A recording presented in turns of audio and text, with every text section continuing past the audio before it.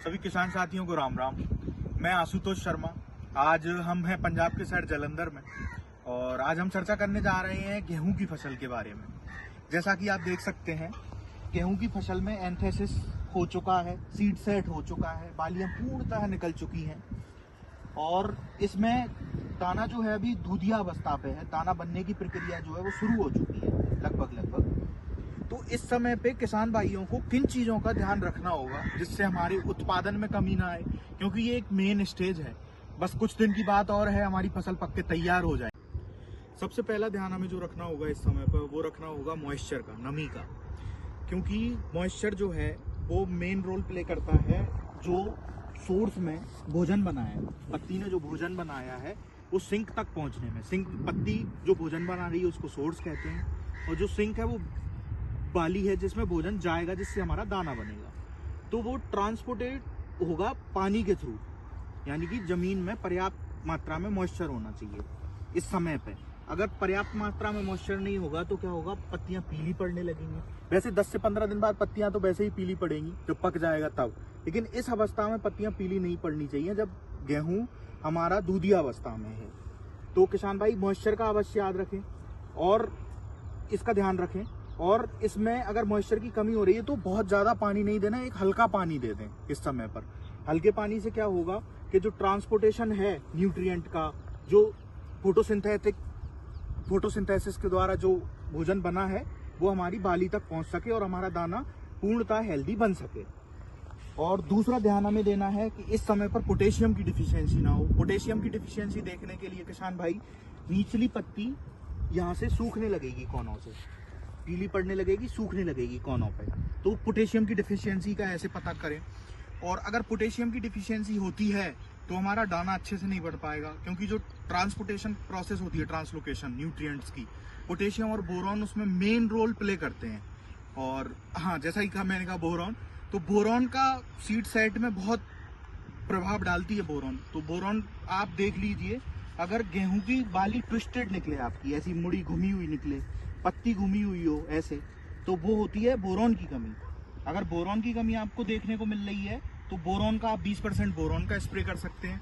और अगर पोटेशियम की कमी देखने को मिल रही है तो आप NPK 0050 का उपयोग कर सकते हैं, जिसमें 50% सिर्फ पोटेशियम होती है। जैसा कि इस समय पर बालियों में, दानों में दूध बनना चालू हो गया है, मिल्किंग स्टेज पर हमारा गेहूं है, तो इस समय पे क्या होगा, जैसे कि हम कोई भी खाद अगर ब्रॉडकास्ट करके देते हैं, छिड़काव करते हैं खाद का, तो वो पौधा उसको उतने अच्छे तरीके से उपयोग नहीं कर पाएगा। तो इस समय पर मेनली सजेशंस यही होते हैं किसानों को कि फोलियर स्प्रे के द्वारा स्प्रे कर दें खाद को। जैसे कि खाद को स्प्रे करें, पानी में घुलनशील जो खाद आते हैं, जैसे कि NPK 0050 है, बोरॉन 20% है, किसी एक अच्छी कंपनी के लेके उनको पानी में घोल के स्प्रे कर दें, तो जिससे क्या होगा, इफिशियंसी उसकी बहुत होगी और वो अच्छे से पौधों को मिल पाएगा और डिफिशियंसी करेक्ट हो पाएगी, आपकी जो मतलब कमी हो रही थी उसकी पूर्ति हो पाएगी। दूसरी चीज क्या है कि अगर जैसे ये गेहूं देख सकते हैं, इसमें कोई कमी नहीं है। किसान ने सोइंग के टाइम पे इसमें पोटेशियम दे दिया था खाद के द्वारा, जैसे म्यूरेट ऑफ पोटाश के द्वारा, तो इसमें कमी नहीं आनी चाहिए, और कमी नहीं है तो फिर स्प्रे करने की कोई जरूरत नहीं है। मतलब कभी कभी ऐसा देखा गया है, जैसे पड़ोसी ने स्प्रे किया तो हम भी स्प्रे करें, उससे उपज बढ़ जाएगी। उससे उपज नहीं बढ़ेगी, उससे टॉक्सिसिटी बढ़ जाएगी। अर्थात किसी चीज को हम अधिक मात्रा में डाल देंगे तो उसके नेगेटिव इफेक्ट बहुत ज्यादा होंगे। जैसा कि आप मेरे पीछे देख रहे हैं, ये गेहूं जो है इसकी लेट सोइंग हुई थी, और आप इस साइड देख रहे हैं वो टाइमली सोन था। तो इसमें क्या है, बालियां निकल चुकी हैं पूर्णतः। इसमें अभी गबोट अवस्था पे, बालियां जस्ट निकलना स्टार्ट ही हुई हैं। अगर आपका गेहूं भी गबोट अवस्था पे है, बूटिंग स्टेज पे है, तो इसमें आप NPK 05234 का उपयोग कर सकते हैं, जिसमें कि 52% फॉस्फोरस, 34% पोटेशियम होता है।